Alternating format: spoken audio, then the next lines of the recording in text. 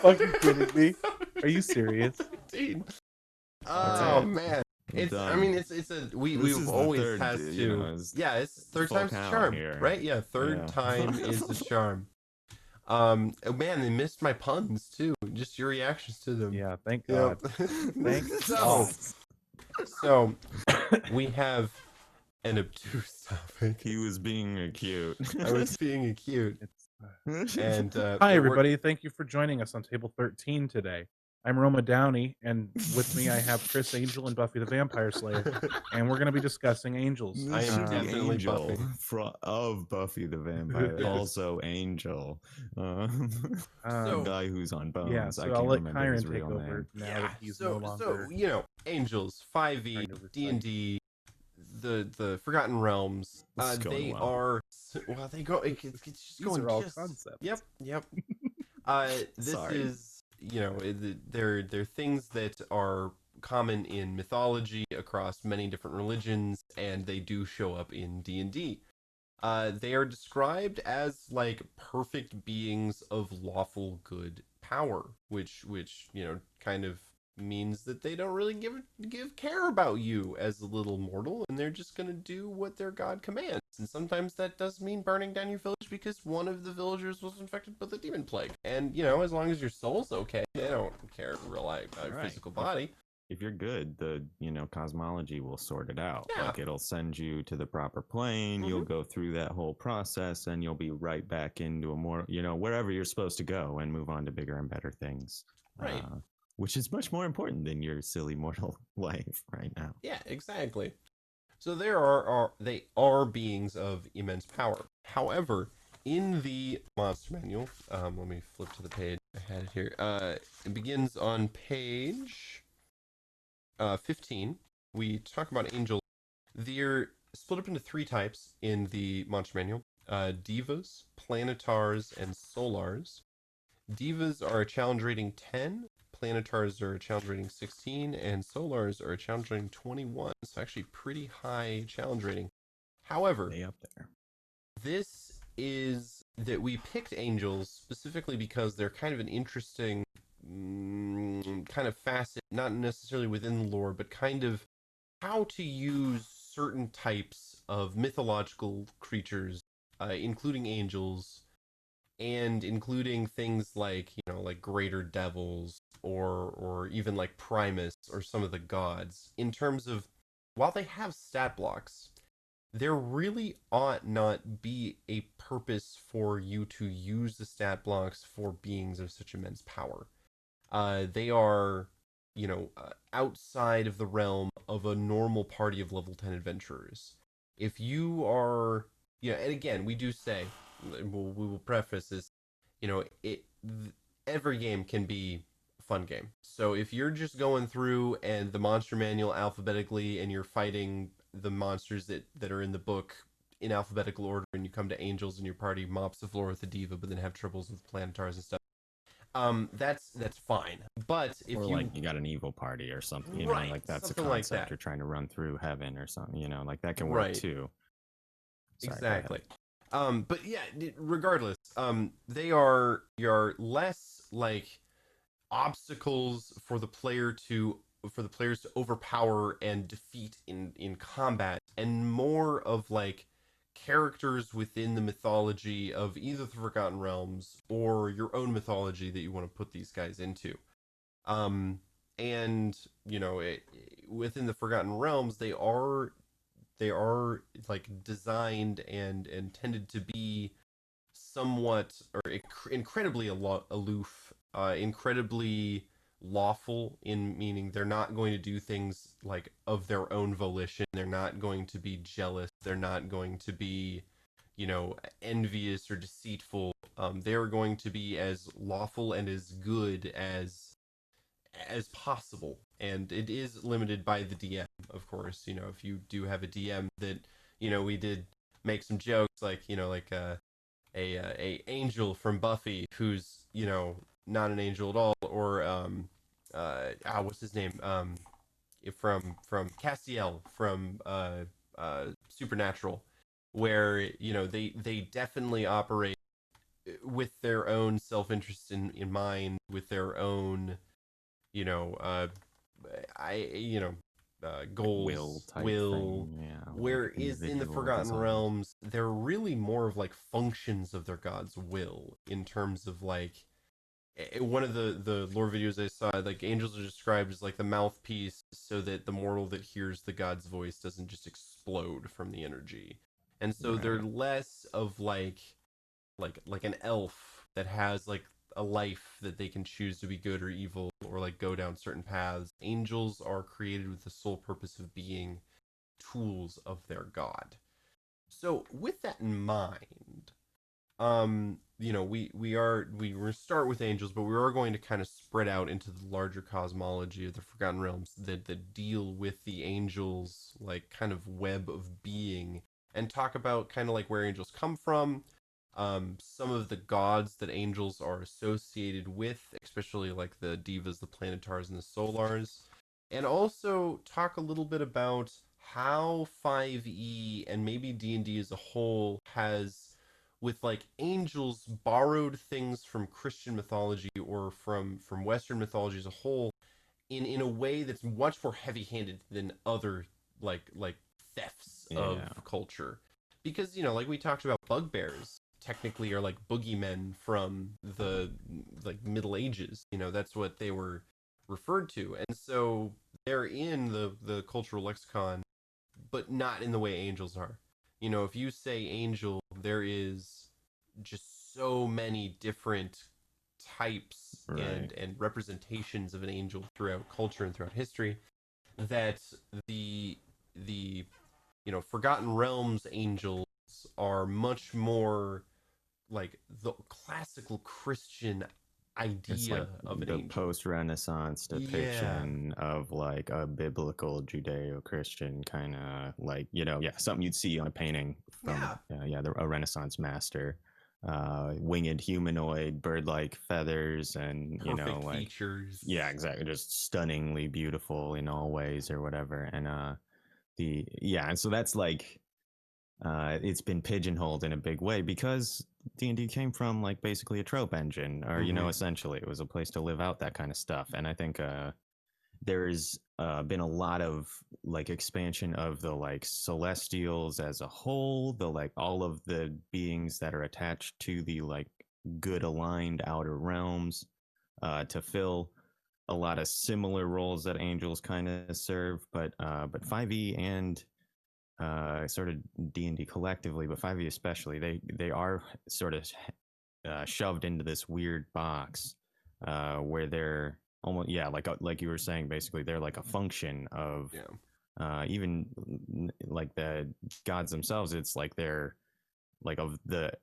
forces of law and good themselves, like even more base than the like gods. Like there's spots you can read where they say like the genesis of the angels is unknowing or is unknown because they're existing outside of time. And it's like if you go back a little earlier, they're this like, yeah, sort of independent contracted force that all the gods use to as their like certain to fill, or all the goodly gods use to fill certain purposes, because they're all looking to propagate the forces of good in the great like blood war thing that's going on and stuff.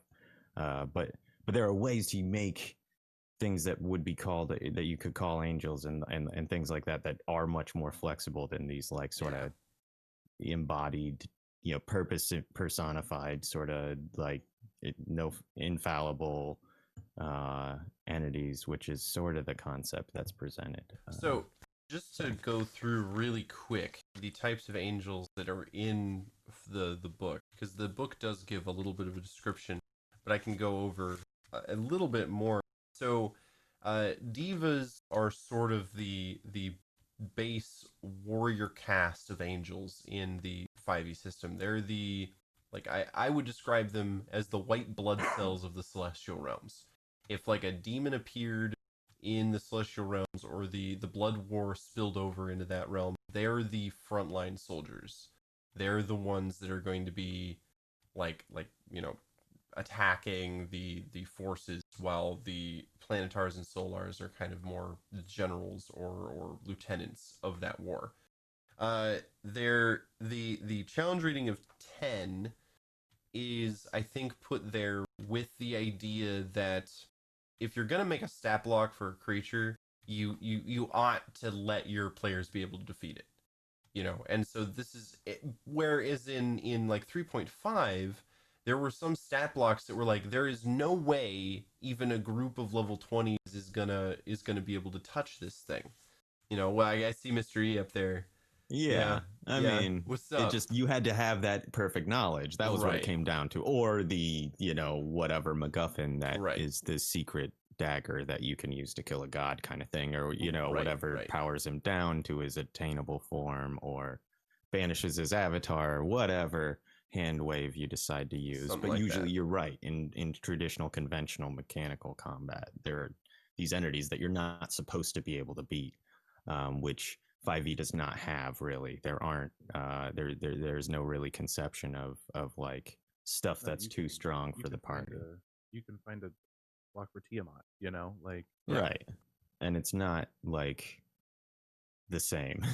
Right. The things that that like it puts them in a different deities can run. do. Like it should Right. be like untouchable type. Yeah, things. Like yep. in And popular fiction, when like in Supernatural, because I'm eating that show for dinner every night now. When the main characters meet Castiel, he's basically untouchable. There's nothing. Yeah. I mean, they could shoot him 50 times and he'd never die. So to put a stat block on it like that, even for something as lowly as an angel, um, there's certain places where maybe you don't do, right. Yeah, And I think that's part of it, is they tend to function as set pieces because of their power level. Right. In most campaigns, because they're not going to be doing something that's not good. That the party, unless it's an evil party, would not be also trying to accomplish. So I feel like you'd end up, most of the time, the party's either going to be interacting with an angel that's like falling, or that's I guess, like, that they're realizing through this interaction that maybe what they're doing isn't the thing that they thought it was. Right. It's not as good of an end as they believe it is, or whatever, they're working on bad information or something. yes. But yeah. But regardless, the monster manual definitely presents them as defeatable, and very defeatable, in fact. Solars, or solars, or Yeah, whatever. As you go up the chain, they start to get kind of nuts. But yeah, but like, Moving on. but as I've heard descriptions of like angels in 3.5 and other systems, these guys are way underpowered. Like they're incredibly underpowered for being beings of pure celestial lawful goodness. So, it's kind of a give or take. You don't necessarily Right. want to put half the bestiary being, stuff that the level 15s can't take, but you also don't want to necessarily make your cosmology defeatable by a group of well-trained soldiers. So it's neither here nor there. But regardless, the highest stat block for all of these angels is going to be charisma, and they are all charisma-based casters. And this kind of comes across as the idea of them being incredibly beautiful and incredibly, skilled in diplomacy and talking to the like as gods, like through other people. But it also means that some of their other stats are going to be less than what even a player character might achieve in before they even begin the campaign. Get So some 30s as you climb up the yes, chain. well, yeah, I'm more Divas, focusing definitely. on divas right now, but yeah, like, Definitely, yeah. and then so yeah, divas are like the front line. Planetars they're kind of like generals of the celestial spheres, or the voice and hands of the god that they serve. They're also described as the opposite of the Baelor in terms of like the level Right. of power or influence that they command in their celestial spheres. Whereas Baelors will command a large troop of lesser devils. Planars will command a large group of lesser celestials or divas. And I yeah, think that's like worth mentioning for a second, is yeah, that like that just right there, we've gone from the lowest level to like a commanding officer without any other distinction. You know, if you Right. look at the evil side of this, at devils or demons, you know, you'd have passed through like 6 or 7 different like tiers of different soldiers that work for different whatevers. Right.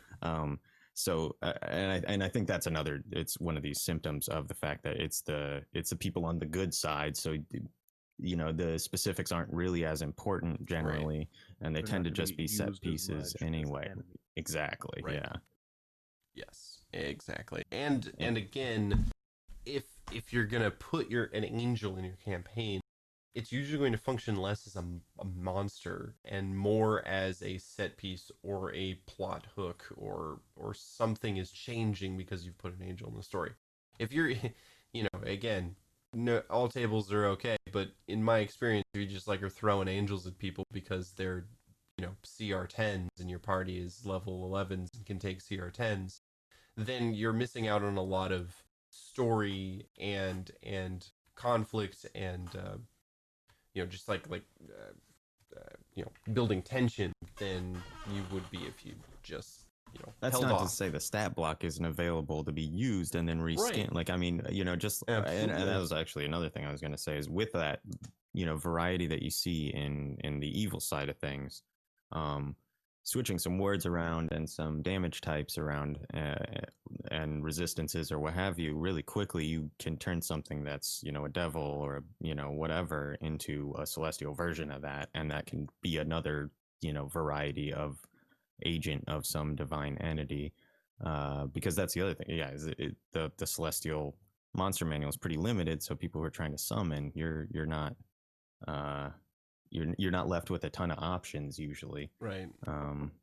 And I think things like that, you know, is like if you want a really low, like a lower level thing, like a harpy, that is one example I heard today. That was a good one. It's like, you know, you re-describe it and reskin it and maybe give it like a resistance to radiant damage and an immunity to poison and diseases or something, and you know, whatever, you know, do something else, drop the hit points a little or Right. whatever to make up for that. You've got like a similar creature uh, that you don't have to create from whole cloth, but that you can use, you know, in the same kind of way, I guess. Right. Right. Yeah, and yes, stat blocks of all kinds are mutable, and For sure. especially with like the solar, which is there's only 24 according to the bestiary. There's only 24 known to even exist in the entirety of the multiverse of the Forgotten Realms. Um, and you know they are like, let me just read the stat block if you don't have the book. 26 strength, 22 dex, 26 con, 25 intelligence, 25 wisdom, and 30 charisma. 30 charisma. That is a lot of charisma. They are charismatic motherfuckers, man. Like, if they want something, they're gonna get it from you because you're just gonna be like, oh, okay, Oh, that's a good idea. that's a great idea. Oh my god, Commands the word of God. yeah, right, yeah, And that is, yeah, it's kind of that how it is. imposing presence kind of concept, you know. Like, yeah, it's, I think, frequently described as like so beautiful that it's like intimidating, but I think um there's room to go for a more biblical, like, you know, wheels and eyes and fire and wings and shit, where it's just like, holy God, oh, like, and people are just, yeah, like utterly awestruck in the like more literal sense with that kind of stuff. I think there's that kind of, you could tweak it from this sort of humanoid with wings, visage, and make for something that still works, I guess. Yeah, apparently in 3.5 they had the ability to all angels had the ability to rebuke life, which means it's like a turn undead, but it worked on living things. So you just because they were like the voice of God, they could literally command your soul to back off, and you'd just be like, oh, yep, they just turn around and walk away for a minute unless you took damage. And yeah, so that kind of thing is, you know, while they've taken it down, you know, in 5e a little bit in terms of power, that at least idea should, it's, you should still try to bring that across to your role players when they meet one of these celestial beings. Is like, just by being in its presence, you can kind of like feel the radiant charisma like hitting you in the face like a sun lamp. Because they're just so like even the diva has a 20 charisma, so they are more beautiful than anyone you've ever seen in your life, like just hands down. And like Planetar is 25 charisma. They're described having skin of precious metal, and just like you it's amazing. Like it's just if your role players are just like, and there's a diva in front of you, and they're just like, okay, like you haven't Mm, described it right. You should have right. used different language, because It should be it's clear, yeah, when yeah, they've shown up that things have like that shit right, has kind of hit the fan, yeah, there's this sort of general concept in fiction and literature or whatever, mythology, I guess, that angels are both like harbingers of hope and doom. Like mm-hmm, it's because things are fucked that they're there, but there's a chance because they've shown up, kind of thing. right, um and so it shouldn't be just like a minor interaction. I feel like when you're getting to this tier of like um movers and shakers right, within your divine cosmology, at this point, you're getting to you're really very, very close to punching Cthulhu in the face and right, stuff, and yeah, expecting to fight him back, kind of deal. um yeah, when you're here. So this is, I as a DM, I wouldn't really be considering a ton of interactions with angels that involve initiative rolls anyway, right, until like epic level play, honestly, right. for the most part, or at Any least of these tier angels, 3 kind of thing. right. And not just because they're too powerful, but because it's too close to the main cosmology of the system. And if it's kind of like why like once you go to space, with like a series, like Jason in space, or like Mario Super Galaxy, there's really, you can't go very much further. There's not a lot of place to go higher. And so if you're introducing angels in like the second session, and you're like having them like fight or like fight alongside, you're not going to have a lot of space to increase the stakes. You're just going to be, once you drop angels, there's not a lot of place to go in the It's cosmology of Forgotten Realms. Right. I would say, because you've got the tiers of play, right? So you've got like the 1 through 5 being like the local heroes, the 5 to 10 being regional heroes, all the way up to like cosmic heroes, right? Where you're traveling from plane to plane and doing stuff like that. I would say, if you're going to use them in the lower tier of play, they need to be messengers. They need to be Right. harbingers. Yeah. You shouldn't be fighting alongside them or fighting them. You shouldn't be seeing their powers. You should be in awe of them. Right. And Or they not should be aware of portrayed their real identity, maybe, or Yes. something right, along Also those right. that. lines. Sorry, didn't mean to cut you off But there. yeah, once you're like they're holding your hand and walking you through the plains, there's that's what your campaign is now. And there's a lot of stuff in those places that are more dangerous than what your party's going to be able to handle. And you're going to skip all of that content that you could have had at the lower levels where you stormed a keep and cut a bunch of rats out of somebody's sewer, whatever. Mm-hmm. Like conned the shopkeep into giving you more than you should, the little teeny tiny Right. things that happen. That's the thing. Yeah, there's definitely putting angels and things of this magnitude, because there is that sort of like preconceived notion that comes with it. I think for a lot of players, at least when they come to the table, they're going to be saying, oh god, that's like, yeah, like the right hand of somebody's deity, and like they're a step away from being here themselves right now, kind of thing. Whereas you can go down to some of the lower level like archons and things like that are celestial entities that function along a similar line, but then end up like with some lower CRs and Right. and more attainable kind of power levels things, that make sense as the as serving the purpose that you're there for, without necessarily requiring that they're just these sort of untouchable set piece type things, Right. as well. I mean, Yeah. there are creative ways to use them, but the thing that we want to dissuade is just plopping them on a battle map Mm-hmm. and having your role players just smash swords with them. So Uh, they're a super tough encounter, but yeah, just their super tough counter, and with again the added, you're getting really Now you've close pissed to, off their god. yeah, you're getting really close to punching Cthulhu in the face, like, Yeah. and that point, it's going to be really hard for you to explain why the god hasn't just smote these fools, or if you're an evil campaign, or Oh, if you're a good campaign, why are they still, if they're fighting the angel, like why is this happening? Like, why do you have an yeah, like evil what's angel? going Like, on? Yeah, what is who's lying, who's right, misinformed? Yeah, what's the explanation? Because that's the other, yeah, they're just objectively doing the right thing, right, quote unquote.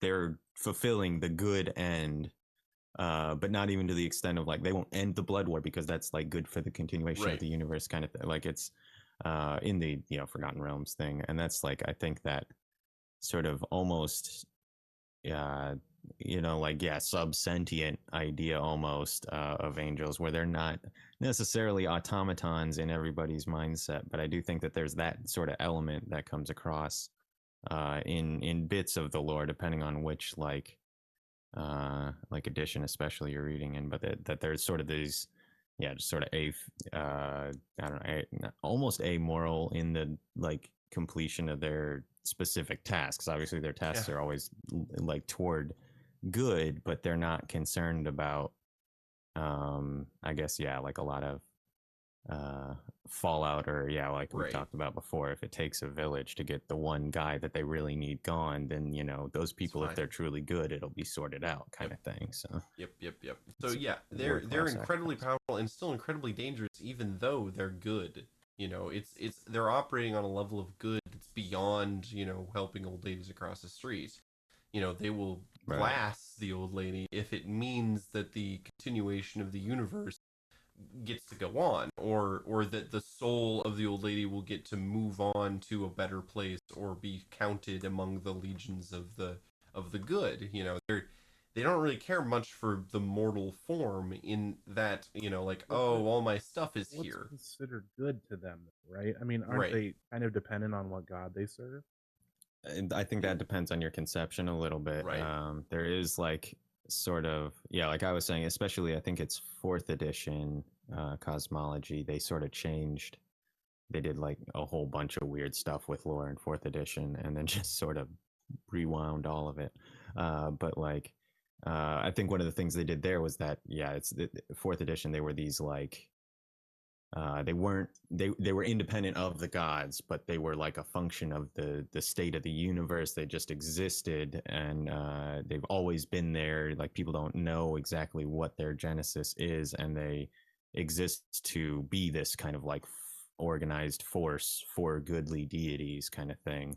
And they're almost like these contract workers essentially. Like they're okay. I'm this god of knowledge. I'm going to be a lawful good entity and totally fulfill my obligation exactly, which is whatever this god's agenda is, sort right, of deal, rather than I'm going to go out and enact what lawful good is on some broader sense, which you get into this metaphysical discussion about alignment really quickly when you come to these yeah, sort of entities, big guys.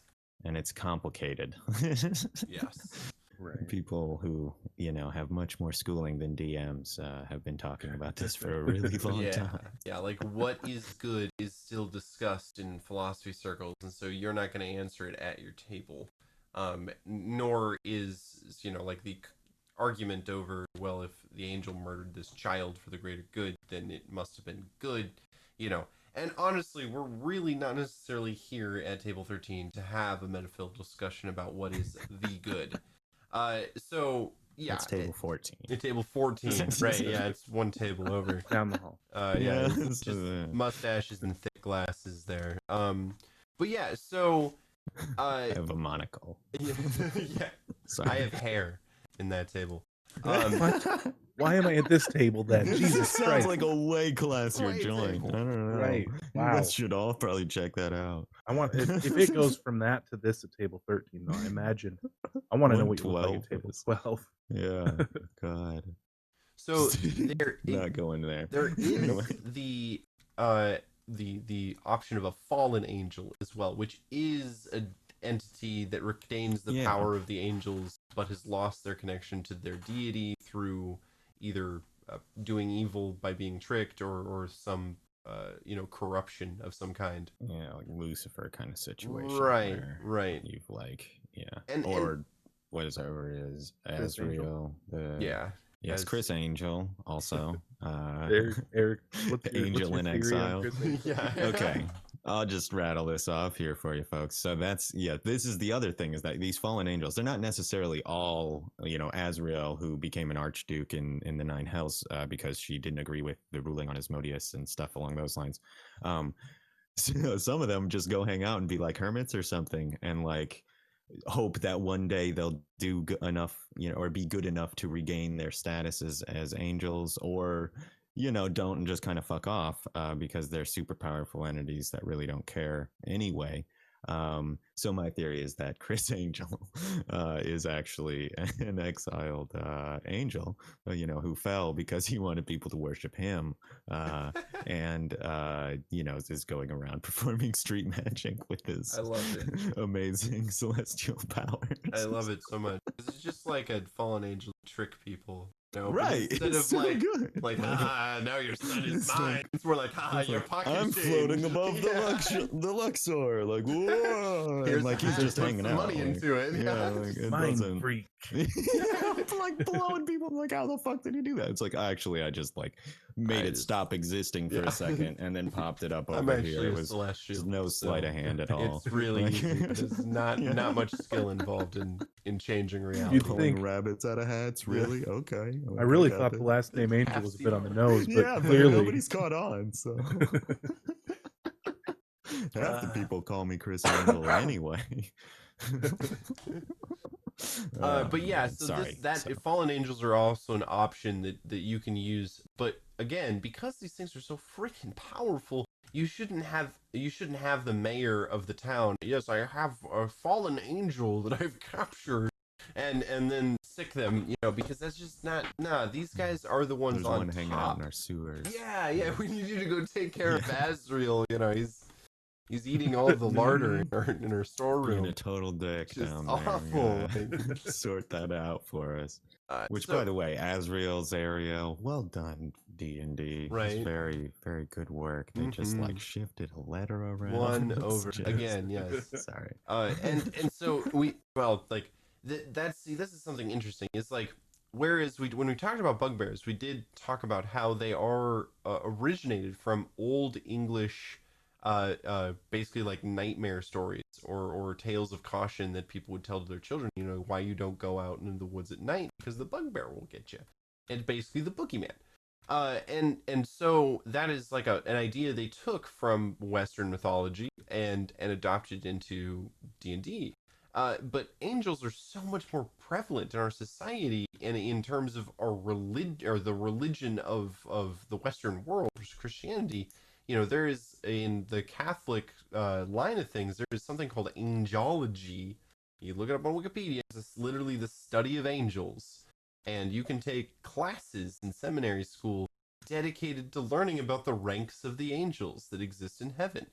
And so it's almost like D&D just looked at that and went, or Wizards of the Coast, or it wasn't Wizards of the Coast when they what was it? Yeah, it was fucking TSR. TSR. I think. They looked at that and went, "Yep, we're just gonna take that and put that we're just right gonna in there." lift that. Yeah. What's God gonna copyright claim? Right, What's it gonna right. do, huh? But it's Who owns the, interesting because, rights like, on the Bible? there isn't that's the only bit of really heavy-handed Christian mythology that made it into D&D in terms of like how the angels operate. Because demons and devils, that's a completely different cosmological idea than what the Christian idea of demons and devils are, because it turns out Christianity doesn't use the alignment chart.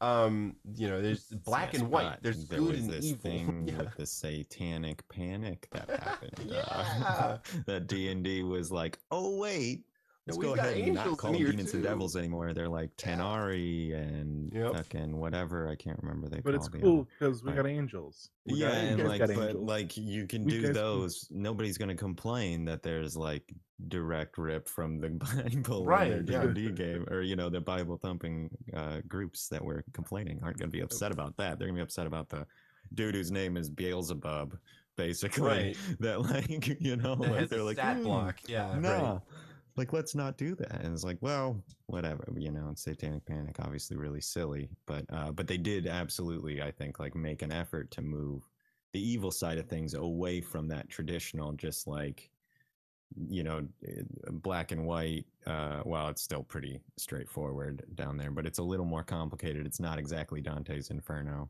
although it's pretty much Dante's Inferno. Yeah, I mean, at least the nine hells are. Yeah, the nine hells Yeah, is it's basically, pretty and demons are less like what, I don't know. Yeah, they're right. more now these entities of chaos or whatever, Yes, rather than like the other punishers baddies. of hell. Yeah, Yeah, yep, yeah, exactly. yeah. Which Um, they used to be. But Right, yeah, yeah, and that's is like about second edition or so things happened. Yeah, that was sort of that shift that started to come up, and like people, there was that pullback from what people considered to be Satanist elements of D&D, which right. is just stupid. Obviously, it's like, no, those are the people we're killing. Hello, get Yeah, it come together. on, we're They're the the good bad guys. guys. Yeah, Like, but you have a book full of demons, and like somebody's looking at that, it's like, that's devilry. heresy.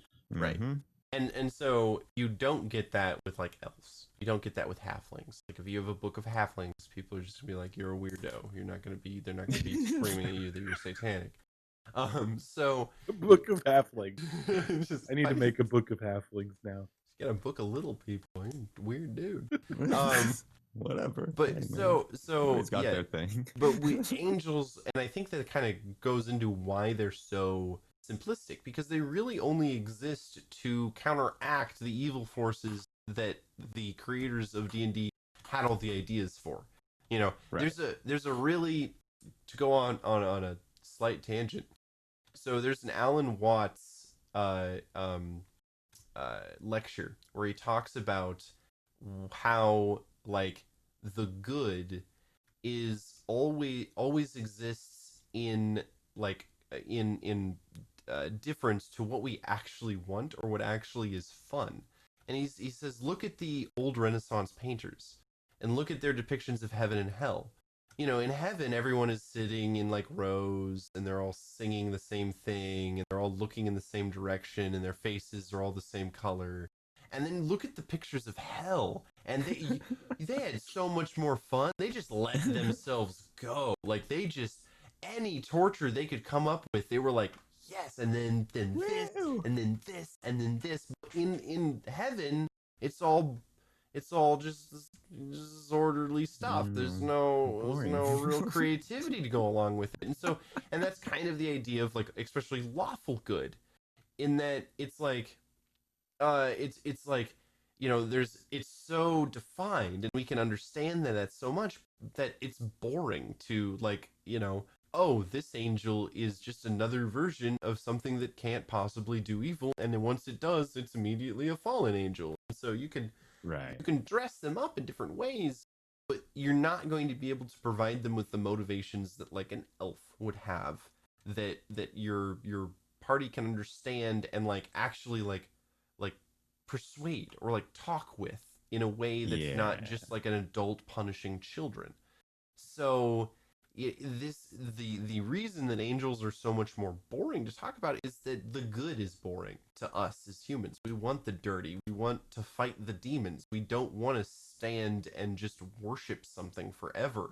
You know, we want to be the heroes, and in order to be the heroes, we have to invent the monsters to slay. Heads up And for lightning bolts, guys. yeah, right. No. So Sorry. yeah, to get a little philosophical, I think that's why, or one of the reasons why angels are, you know, as cookie cutter and straightforward as they are in D&D, is it's harder for people to make the good interesting and exciting because it's all so just there's no conflict. You know, there's no it's the bad stuff I, that gives the story meaning. I do think that a lot of the essence of the narrative concept that came across is this sort of like, um I guess, yeah, this infallible, you know, just basically avatar of an of purpose kind of thing. that like is sort of what angels are depicted as in Christian mythology. They've got more than that going on if you get into it deep, but a lot of it is they're just like kind of the messengers of God or whatever. And so that's sort of they're the de facto like just people who get summoned and stuff by they like when a god gets a call for something, they're like, oh yeah, you're like my whatever, archivist or somebody, you go deal with that, like deal with my schedule kind of stuff. And I think that it's there's a bit of that that's like narrative stuff that's a bit more baked in D&D, where they have like gone for a ton of other different weird outsider beings that are more specific concepts, like it's you have elementals and there's a ton of other like entities that hang out in the outer planes that do things that are kind of like what angels do, but aren't necessarily as like pure good, right? And then manifestations a little bit of this, more like, you can do a little bit more interesting things with things that aren't always focused on what the good of the entire universe is at all times. Just a little bit more interesting. Right, absolutely. Yeah. So we're gonna take a break here. Shady, would you like to play the break music? Yeah. We practiced this. No, It's so thanks everybody for always tuning in. musical. And I'm sorry to subject you to whatever the hell that situation was. I'm not. People tune into this. There. Yeah, If you like what we're doing signed up and for. you want to like come worship us at our Discord channel, that would be fun. You can be our solars. Great choice of words. Right? No, I'm just trying to fit it to the whole thing. Right. Angels, right. Right. No, so you can come to our Discord channel and hang out with us on a totally non-worshipping style. If you like. If you're interested, feel free. Whatever. Yeah. That's cool. You can you can watch our other stuff that we do. Dragons of Paralandia, the podcast that we put out every other week, and it goes out tomorrow is our next episode, is when it goes live. It goes out early for our patrons. You can find that anywhere that you can find podcasts at. If you put podcasts in your underwear drawer, you will find under it the in your couch, underwear drawer. Behind the fridge, the cat, the oven, the cat. These are all acceptable places. Like the podcast to store your, and that's where Dragons of Paralandia will be located. So you can find Dragons of Paralandia in those places. Every other Monday, the same week as Dragons of Paralandia, the same day that it goes out for patrons, Monday, is Gods of Aether, Dark Tidings, and that is our Twitch show that is run by the amazing Kyle West. And it's pretty great and it's wonderful, and I play a character named Roll Off the Tongue, which is pretty legit. Fun. It's good. And then the following day, starting not this Monday, or not this Tuesday, but the following Tuesday, we are going to be starting the Four Orphans of the Apocalypse game, which is basically just going through Waterdeep Heist. And I'm in that too, but it's run by our amazing Hidden Cortex. I don't know if he's in here as Hidden Cortex. I believe he's out in the chat, yeah. Yes. He's pretty great, and that game is wonderful. And that's all the things we do. You can give us money at Patreon if you like to give people money for doing things that they do. Yes. We do things, and we accept money in exchange for those things. Right. Right. But, it's sounding like a sex thing now. It really does, and that's not where I wanted it to go. We'll draw you pictures, but they can't be naked pictures either. I'm sorry. Right. So we'll be back somewhere between 8.5 minutes and 11 minutes. Yeah. Okay. Yep. Sounds good. I'm going to get revenge for this one day. If Brett is not on screen, Eric has traversed half the United States to murder him within the 8.5 minutes. That given I feel time safe. period, I feel safe being so far from I don't know. All right, we will be back in just a bit. Are you one of millions of adventurers who have suffered from dagger-infested dungeons? Are you a shopkeeper with a cellar full of wild pythons? Are you a bard trying to seduce a Medusa? Then I have the product for you. Dr. Josiah Mason here with Snake Begone Oil. Just one drop of this revolutionary product will have you saying, gee, all the snakes are gone. Because that is exactly what will happen. Anacondas? Gone. Giant vipers? Gone. Water Naga, Spirit Naga, Bone Naga, gone, gone, gone. Snake Begone Oil will even work on a Medusa. Yes, any snake or snake-related creature that comes within 100 meters will be miraculously repelled in an instant. It's that fast. Those snakes won't know what hit them when you use Snake Begone Oil. Don't wait, get yours today. Snake Begone Oil has not been tested by the King's Alchemist or any royal authority. Snake Begone Oil should not be used as a replacement for combat, pest control, or as a marital aid. Gnomes who are pregnant or nursing should avoid contact with Snake Begone Oil. Snake Begone Oil has not been proven to repel snakes of any kind. All sales final. And we're back. Hi, everybody. Back from break. It's a wooden leg and the boys. We are talking about I'm the angels. Touched by an Angel is not stupid. I just want to, I gotta get that out of the way. Right, actually. that's what I'm we spent the sorry. entire break talking about. None of us actually did anything or went anywhere. We just shouted at each other about Touched by an Angel. But that's just kind of how it goes, right? We also determined how many years 999,900 minutes. Yeah. is. Apparently, I Which don't know is the not lyrics. The, to what is some that, songs. Beatles song? Yeah. No, not Beatles song. I don't know what that's from. Seasons of Love by in Rent. It's a Rent song. Okay. Yep. Is it? Yep. Very cool. But I guarantee The that's more not you why know. people are jumping into this this live stream here. We are talking about angels, the celestial deities, and not the street magicians. Musicians. No, magician. Magician. I said Musician. Musician. Yes, that's also not a That thing. hurts my brain. That It's a does hurt bad my word. All right, guys, thanks for joining us. And that was We've Table clearly- 13. Just go ahead and call it. Clearly, Right there, that's, can't go on. We wanted to take this last half hour here, since nobody else can speak clearly or fluently, I um, haven't. to discuss fluent. like interesting ways to use angels in your setting that don't require you destroying your setting or your player's feeling of naivety. Yeah, that's all. I just wanted to. Okay. Actually put us on the Portray, track. right, Move us right. forward. So How things, dare you? again, we want to reiterate.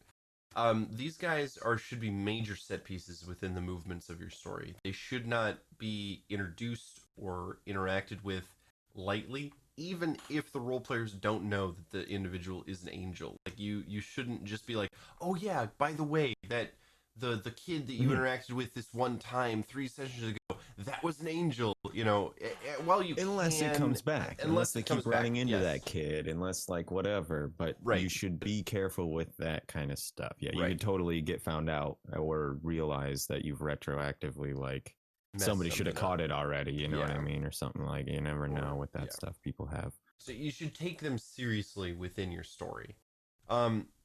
So some ideas that I had a little jotted down here. One of them would be that a fallen angel has taken refuge in a city under a disguise as like a healer of some kind, or a wise woman, or a shaman of some kind. Not necessarily evil, but definitely not abiding by the tenets of the god that they once served, or maybe even like going against the tenets of the gods they once served in terms of like helping mortals individually instead of just glassing the village, something like that. And then you have a role-playing group that's in this town that are approached by a stranger wanting to find out more information about the fallen angel or the healer outside of town, and they're actually an angel searching for the fallen angel to destroy them. And in this instance, it would be very understandable for these angels, or at least the angel searching for the fallen angel, to use mortals as a method of finding out more information, especially if the role players were from out of town, because they wouldn't be as invested in this healer's destruction or salvation. So that would be an interesting way to structure either the campaign in total or a large section of the campaign that you would run. I would Sort of. probably, yeah. What was that? Oh, I was just gonna say something that's sort of the other side of that is like basically the plot of Dogma, um, where the Right. party is being employed by angels to complete certain tasks. Maybe that they, because of they're fallen angels who are trying to get back into heaven, Yep. essentially, and like they're misleading these the PCs. Maybe initially they don't realize they're angels. That can be a reveal down the line, but then further, there's a further reveal that actually they're fallen angels who are trying to sneak through a loophole back into heaven, kind of Yep. thing, and doing so would fuck everything up or blah blah blah. That Like is it's Dogma. Yeah, I love that. that movie. is absolutely It's a the good plot movie. of Dogma. But yeah, like which again, is a great movie. like they should be big movers. Like with Dogma, Yes, the angels that were hired were like main characters within that it's movie. Matt Damon and Ben Affleck. Yeah, right. Like They're main characters in real life too. yeah. So the consequence of interacting with these things or like going along with their plans or trying to hamper their plans should have wide-reaching consequences. Maybe not quite as bad as if these angels enter heaven, they're going to destroy reality, but something akin to Yeah. turning the blood war against the celestial spheres, or even something as Or mundane as slaughtering a boardroom full of movie world right. execs. Yeah, exactly. Or even like a country burning down because of the decisions that you made. Yeah. Signing with this angel or something. So Definitely. yeah, do you guys have any interesting ideas for what to do with angels in a campaign? I do think that you can hand wave away a lot of the trip ups that you'll have with them being discovered for their true identity. Um, Even if you make the decision after they've been interacting with a certain character for a while, just because of the nature of angels and that, everybody's understanding that there's going to be some hand waving involved Right. when you get to players on that level. Um, so I think that there's something to be said there with, it's like, the random monk who's been super helpful the whole time, or, whatever random kid maybe that they've interacted with 6 or 7 times is maybe, suddenly they realize he knows way more than he should or something, like blah, blah, blah. But I'm big on the idea of the fallen angel that's still good intentioned, but exiled and in disguise. Right. Is something that I think there's a lot of like legs on, and the other one is the classic sort of Zariel situation where there's an angel whose pride and whatnot leads to them not being able to follow whatever rule it is, and they end up falling toward the forces of evil and stuff because of whatever reason. And then because angels do make a very interesting big bad evil, because of their sort of extremism, that's kind of inherent in the concept of an angel, is like there's no compromises. So that can be just as scary as it can be helpful, I guess. If, like you're saying, or like we were saying, you're willing to take out a whole village because there's one bad person there or something Right. like that. And that can, destabilize a whole countryside or something along those lines. I think also for summoning is another thing that there's like clerics have the ability to summon sort of celestial allies.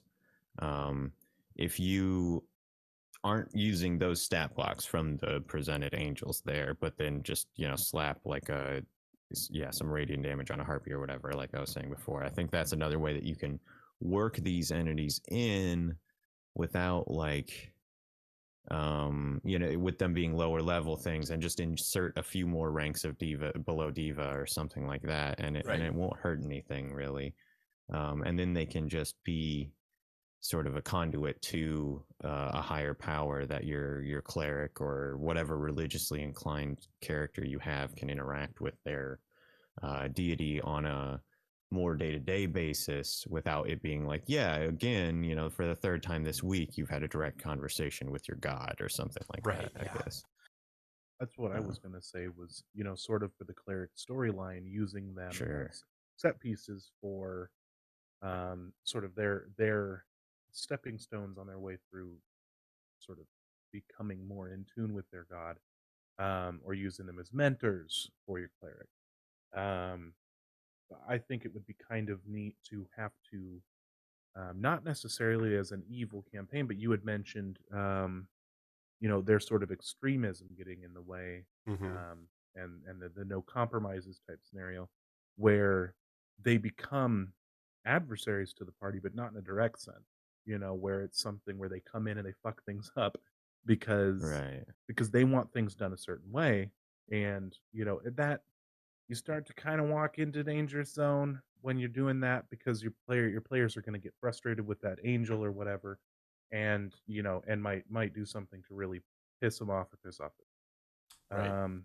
and so you'd have to be kind of walk on eggshells with that, and be careful not to make it a direct confrontation. Otherwise the implications of what they're doing, they may have accidentally do something big. Right. Yeah, I think that's it's hard to use them a ton. I tend toward not, and I tend to have. Related to that, I tend to have pretty uninvolved pantheons. They'll supply their worshippers with certain subsets of powers and whatnot, and in the background they're responsible for certain cosmological facts or whatever. But at the end of the day, I tend to not have people having direct. It's just harder to manage because that sort of tension arms race that sort of necessarily follows. It's really hard to continue to raise the stakes beyond okay, there's these tiers of messengers and agents of your god, and I can only move you up so high before you're talking to the big man, and then are you out of tier 1 yet by then, kind Right. of thing. It's hard to stretch that Right. out over a bunch of sessions sometimes. So I had another interesting idea in terms of stretching the useful, or the ceiling of angels out a little bit, is looking over this diva, at challenge rating 10. That's at the level, a party of level 8s or level 9s, like a party of 5 could theoretically win a fight against a challenge rating 10 diva.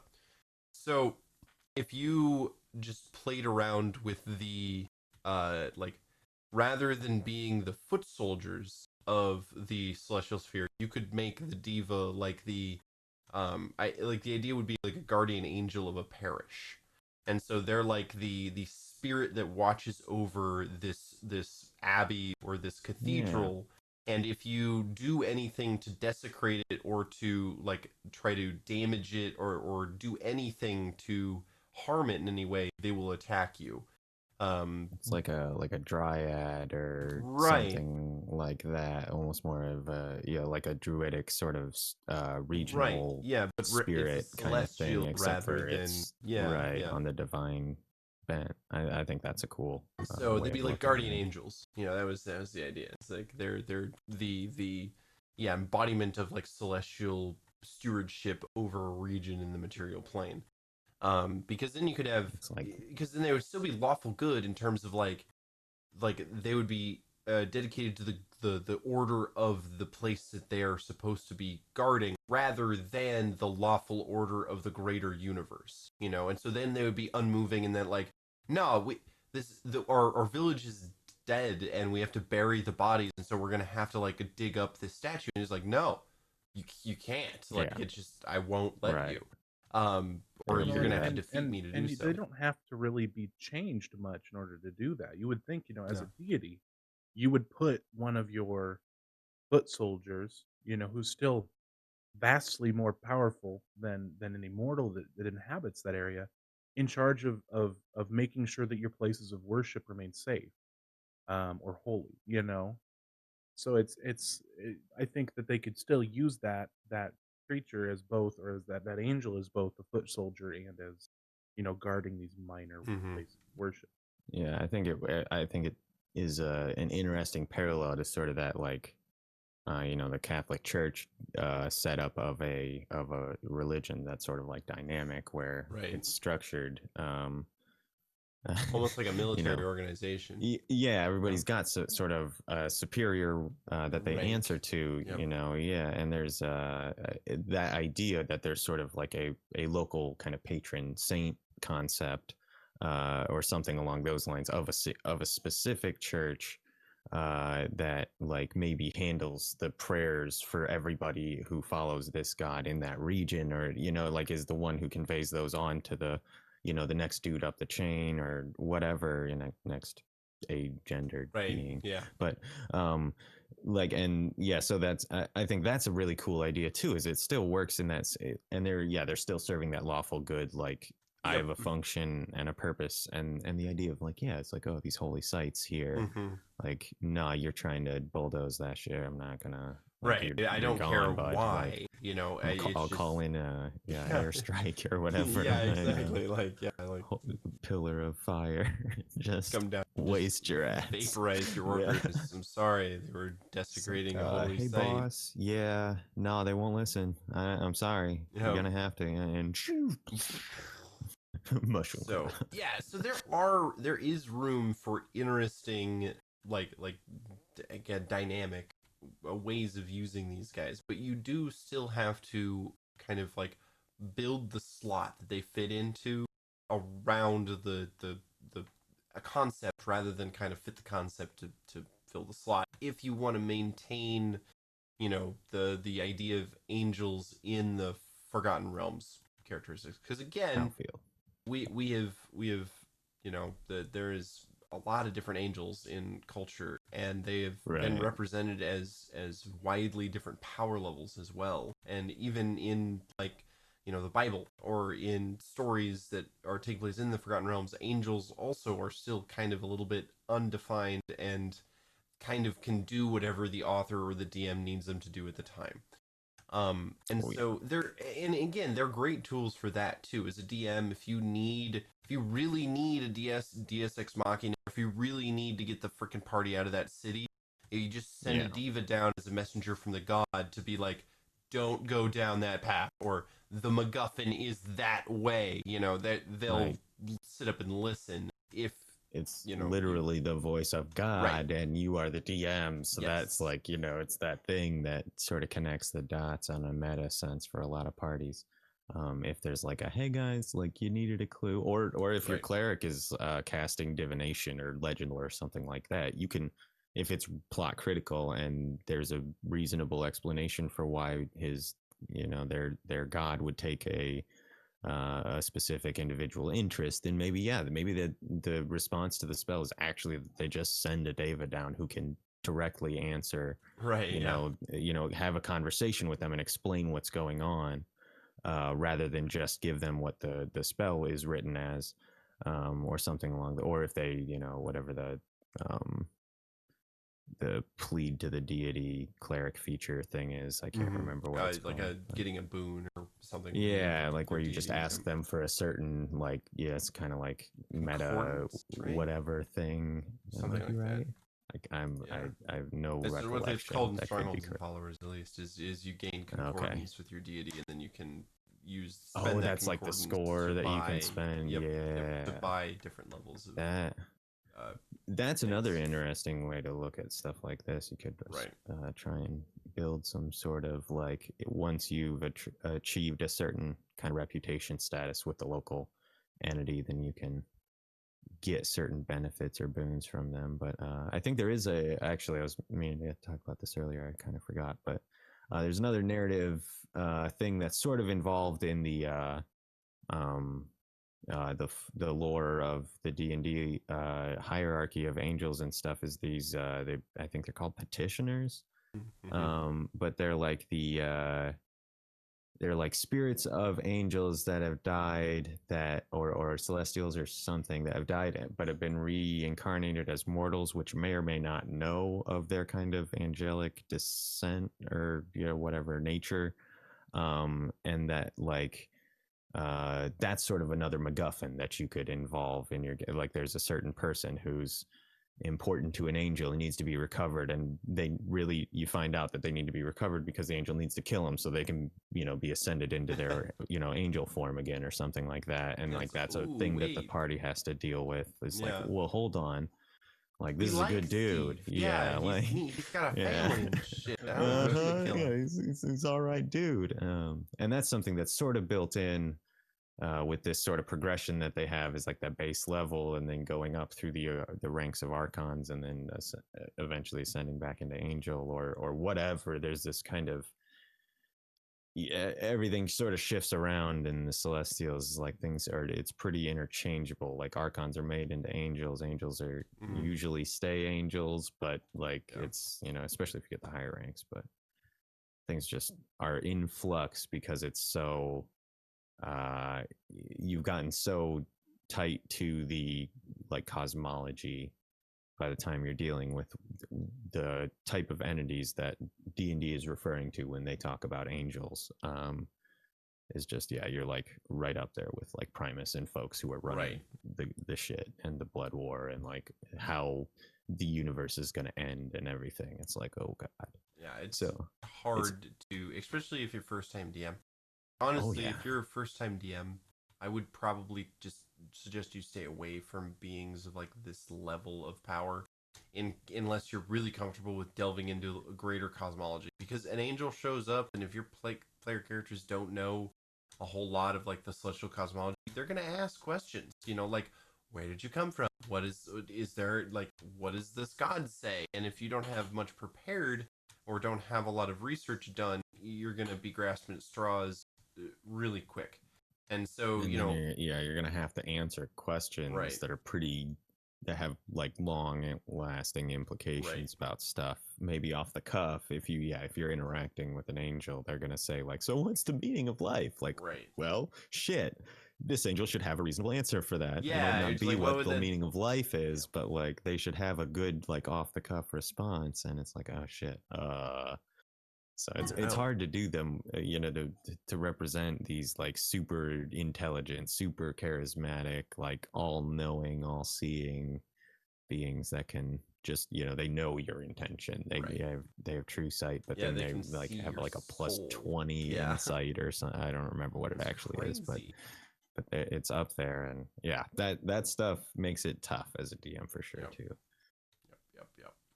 I'm trying to think if there's. So here's a concept for a game. Yeah. So the party is all clerics, okay, and they are following a deity that has multiple domains, so that you can have some unique differences between. But they're all following the same deity, and he's like a waning god. He's a god who's fallen out of this upper echelon of deities. And I guess we're assuming like a Tulpa type situation where gods are as powerful as how many followers they have. Sure. Okay. And you are working for an angel, like a deva or something. And you're sort of like you directly interact with this deva that tells you basically what to do next, and then you can give them a temple from like the strongholds and followers thing, and like as they like build up this religion, and you can include all of these angels and stuff in a way that is friendly, and isn't you're not fighting the gods, but it gives you room for like later levels to have them more directly interact with other gods that this deva and his god are like at ends with for these. Do like it's a monotheistic heretical like cult thing. God. It's like all gods are one god kind of thing, and it's really like a scam being run by some fake, like fallen angel or something. It's an like, MLM, and all these angels bought in. That's what I was totally going for. Oh, Jesus Christ. That's like, and that's a funny, but like another thing you could do is you like you gotta sell the soap. Like, oh my goodness. Wonderful. Like, you want the steak knives, you gotta close, buddy. Like, that's the but you could do like so like the a deva paladin becomes, or a paladinal the deva order becomes a solar or a planetar. I mean, when he gets enough followers, yeah, enough enough undersigners. archons. Yeah. So he has to like raise these people to archons, and then he can get stronger, and then they all have to find So their like own. when you're like a double black diamond or whatever, he's killing you and Yeah. taking and turning you into like a a low level archon or something. It's Right. like you've ascended. Congratulations. Like Oh, that's Oh, terrible. I like that a this lot. is great. Yeah, I like that a lot. I'm a huge fan of the all clerical work. Yeah, I think you is call the name of that campaign the campaign. clerical workers. Yeah. Yeah, clerical workers. That's Uh-huh. Um. God, All right, guys. Well, it's not going to get any better than Yep. that. Yeah, I think that we should probably end on that high note there. This has been Table 13. Brett, go ahead, give us our play out because it's more fun to put you on the spot. Yeah. Oh, thank you. Do it. Hi, I'm Brett. Thank you for watching Table 13. Thank you so If you much. like us, and you like the things we do, and you like the words that we say with our mouths, then you can also hear those words out of our same mouths in Dragons of Paralandia, where you can find podcasts at. Those words happen with the visuals too, sometimes on Gods of Aether, which is every other Monday. And then the following day, we're going to do more words and visuals with the Four Orphans of the Apocalypse. Different mouths, but Some more same words. mouths. Some similar mouths. If you This has like been my favorite to so far, by the way. put This food one. in our mouth, then you can put money in our Patreon. There's all sorts of what what are you Slick like mouthing? butter over here. This motherfucker. Look at him. Yeah, I lost it now. Oh yeah, there's different tiers and stuff you can get for throwing money at us there. You can also follow and subscribe to us here at Twitch, which will let us know that you love us or something like that. Just more. And you can join our Discord and hang out with us there. We say a lot of words with our mouths. And sometimes with our fingers. Actually, I yeah. mean, you're not saying that. Well, I mean, I don't who's know. to say, right? I'm not going to argue semantics of saying with words and fingers. Thanks I'm everybody sorry. for joining us, and we will see you in one whole week. One There's whole going to be week. 7 days between then and now, and that day, that Thursday, that particular Thursday is my birthday. So Definitely got to do something special. you're gonna have to do something. We're also on my birthday. I don't know. That's the next week. Never mind. Just kidding. Not doing anything special on my birthday. Yep. In 2 weeks, we're gonna be interviewing Rev from the critical crit show podcast. That's Crit what Show. it is. Show podcast. I've watched the Show shit out of it, and podcast. it's a wonderful goddamn podcast. You don't watch podcasts, but I watched it anyway. And it's definitely Watch worth the checking out. Progress bar. Yep. Has You it could, plays. but I do it when I'm driving, so I feel like it would be That That would was be dangerous. dangerous. not Yes. Don't do conducive that. to safe. Well, everybody, We gotta get out of here. thank you for watching. Stay safe out there. Wear a mask.